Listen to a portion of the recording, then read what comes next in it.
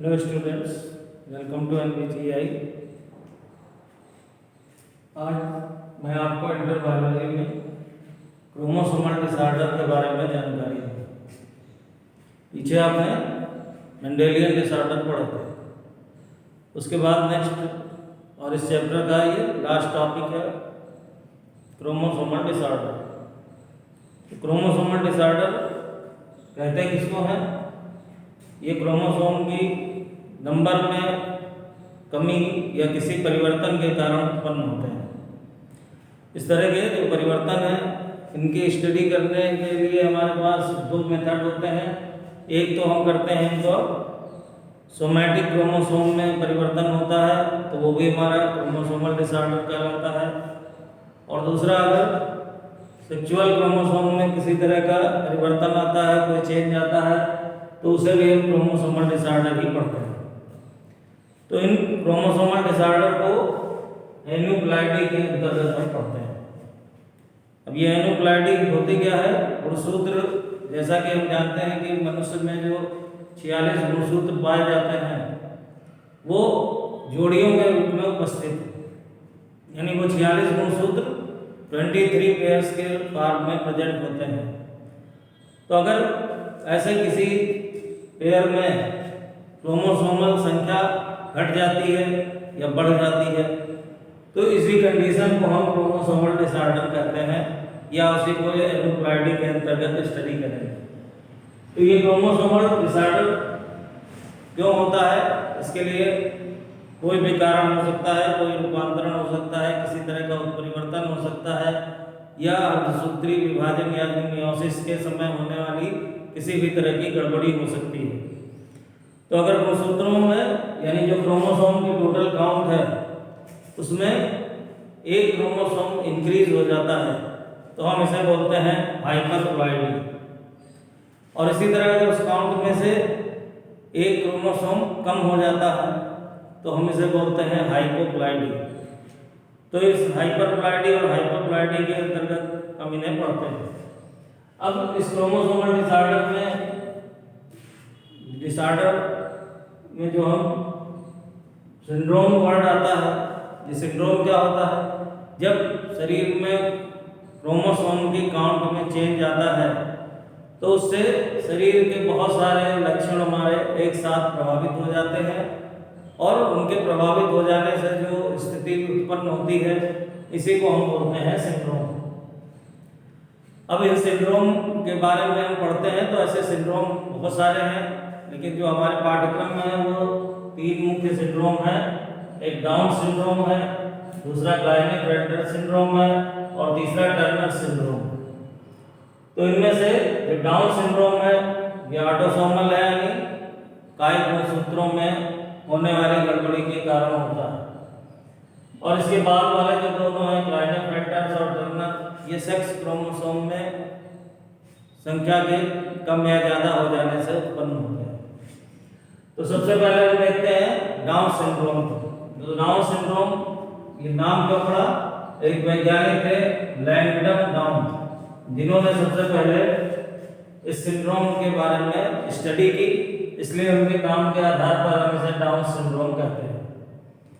और ये जिस व्यक्ति में होगा हम कैसे जानते हैं? तो ऐसे व्यक्ति में जिसमें ये सिंड्रोम उत्पन्न होगा उसकी 21वीं जोड़ी के जो गुणसूत्र होंगे, यानी 21 पेयर क्रोमोसोम में एक क्रोमोसोम की इंक्रीजमेंट हो जाती है, यानी एक गुणसूत्र उसमें बढ़ जाता है। तो इस तरह उस जोड़ी में 2 के बजाय 3 गुणसूत्र आ जाते हैं।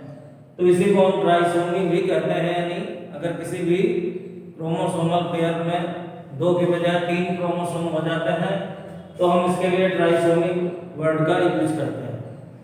अब इसमें होता क्या है, इसको हम बताने के लिए एक सिंबल का उपयोग करते हैं, जैसे आपने देखा लिखा है 2n+1। तो 2n किसी भी व्यक्ति की पूरी टोटल क्रोमोसोमल काउंट, उसमें +1 यानी एक क्रोमोसोम का इंक्रीज हो जाना। तो टोटल काउंट 46 है, उसमें एक क्रोमोसोम बढ़ जाता है, तो ऐसे पर्सन में 47 क्रोमोसोम हो जाते हैं। और जब आप जानते हैं सामान्य मनुष्य की संख्या 46 है, तो अगर एक क्रोमोसोम इंक्रीज हो गया 47 हो गए तो हम इसे डाउन सिंड्रोम कहेंगे। लेकिन उसके साथ हमें यह भी ध्यान रखना है कि ये सिंड्रोम कब होगा, जब 21 पेयर के क्रोमोसोम में एक क्रोमोसोम की इंक्रीजमेंट हो जाती है, यानी 21वीं जोड़ी में 2 के बजाय 3 क्रोमोसोम आ जाते हैं, तब ऐसी काउंट 47 होती है और ऐसे व्यक्ति में तब ये सिंड्रोम प्रकट होता है। और जब ये सिंड्रोम प्रकट होगा तो ऐसे व्यक्ति में कुछ लक्षण आ जाते हैं जिनसे हम उसकी पहचान कर सकते हैं। जैसे ऐसा व्यक्ति छोटे कद वाला होता है और उसका जो सिर है वो भी छोटा और गोल होता है, उसकी मानसिक विकास की प्रक्रिया नहीं हो पाती है, इसलिए वो अल्प बुद्धि रह जाता है, तो इस तरह उसका मानसिक विकास प्रभावित होता है। इसके अलावा उसकी आंखें तिरछी होती हैं, पलकें मंगोलों की तरह मुड़ी हुई पाई जाती हैं, मुंह खुला रहता है। इस तरह के कई लक्षण उस व्यक्ति में पाए जाते हैं जिनसे हम इस सिंड्रोम को पहचान सकते हैं।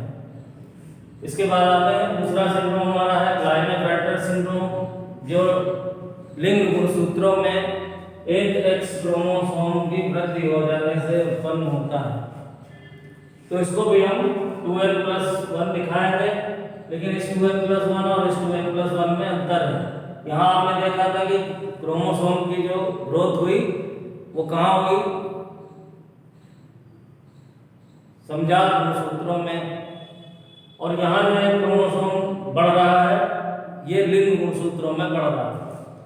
तो हम जानते हैं जो 2n में समजात गुणसूत्र हैं उनकी संख्या होती है 44 यानी 44, और 2 हमारे होते हैं सेक्स क्रोमोसोम X और Y।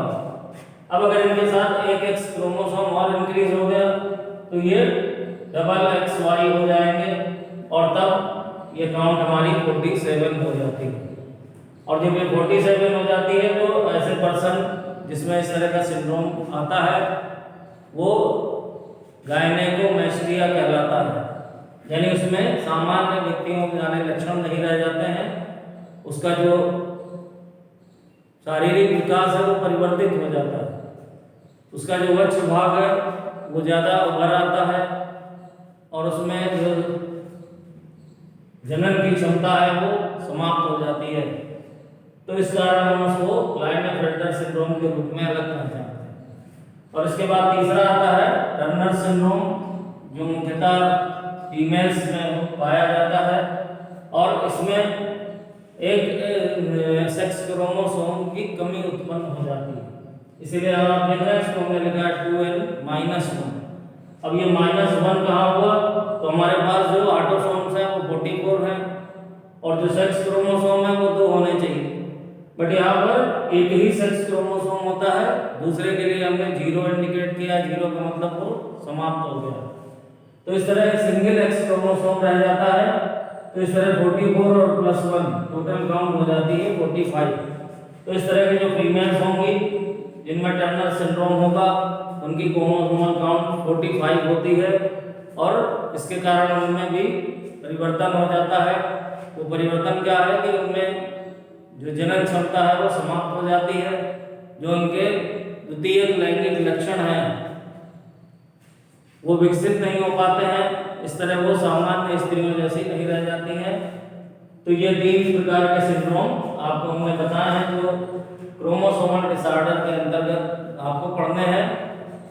तो यहाँ तक आपका ये चैप्टर भी यहाँ से खत्म हो जाएगा और ये सिंड्रोम आपके लिए खास तौर से महत्वपूर्ण है क्योंकि इनको बोर्ड में भी काफ़ी पूछा जाता है।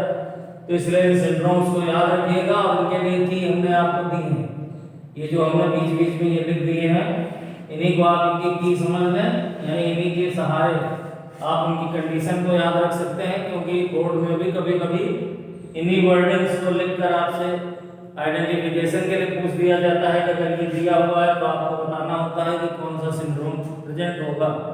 तो इस तरह आप इन चीज़ों को ठीक से अगर समझ लेंगे, याद रखेंगे, तो आगे आपको परीक्षा में इससे काफ़ी लाभ मिलेगा।